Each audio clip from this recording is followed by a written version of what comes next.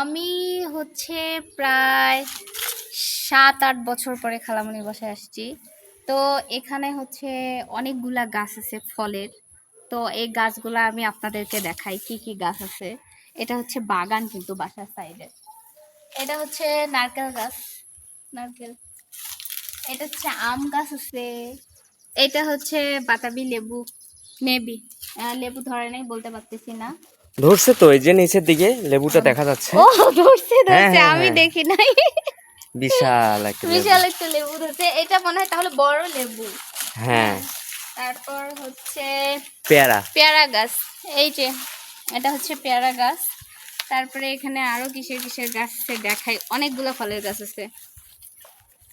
তুমি তো এটা লক্ষ্যই করো নাই, এটা দেখো হচ্ছে ও আমটা দেখো। এই যে আমটা আমি শিখতেও পারি। এই যে এটা হচ্ছে লিচু গাছ।